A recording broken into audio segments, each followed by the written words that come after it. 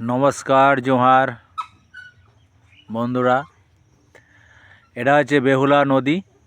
এটা খয়েরপুর বড়োয়া মেমারি পূর্ব বর্ধমান। এই জল এত নোংরা হয়ে গেছে, এত কালো কালো হয়ে গেছে জলটা, প্রচুর জীবাণু ভর্তি হয়ে গেছে। এই জল ব্যবহার করা যাচ্ছে না। আর এই নদীতে প্রচুর জাম হয়ে গেছে, কেউ পরিষ্কার করছে না। কে বা পরিষ্কার করবে? রাজ্য সরকার না করলে কে করবে? তো যাই হোক, এই ভিডিওটা তাদের কাছে পৌঁছে দিতে চাই যাতে এই নদী পরিষ্কার করা হয়। এবং এই জল ব্যবহার করা যাচ্ছে না, প্রচুর গন্ধ বেরোচ্ছে, পচা পচা গন্ধ বেরোচ্ছে। কোথা থেকে আসছে জানি না আমরা। সাথে সাথে এখানে ট্যাপ কল আছে। এই ট্যাপ কল জলও আসছে না, পানীয় জল আসছে না, পাওয়া যাচ্ছে না। প্রচুর জলের সংকট দেখা দিচ্ছে এবং এই জলও থালা বাসন মাজা যাচ্ছে না।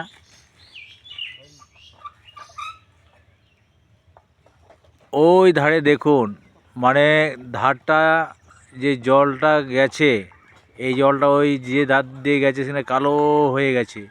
এই জল কি করে মানুষ ব্যবহার করবে? তারপরে থাকা যাচ্ছে না, যখন দক্ষিণ থেকে হাওয়া মারছে বাড়িতে থাকা যাচ্ছে না। আমরা বলছি যাতে এই বেহুলা নদী পরিষ্কার করা যায়, জলটাকে পরিষ্কার করা যায়, সেটা ভাবুন। আর পানীয় জল আসছে না। খয়েরপুর গ্রামে পানীয় জলে প্রচুর সংকট।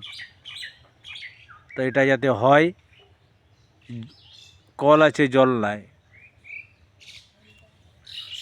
এটা কল আছে জল নাই, এরকম অবস্থা হয়ে গেছে। আপনারা ভাবুন, দেখুন কি করা যায়। আর এই নদীটা নিয়ে ভাবুন যে পরিষ্কার করা যায়।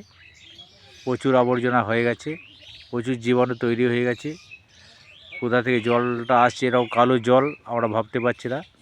আপনারা এটা একটু ভাবুন, চিন্তা করুন। এই ভিডিও প্রচুর শেয়ার করে প্রচুর মানুষের কাছে পৌঁছে দেন। নমস্কার, জোহার।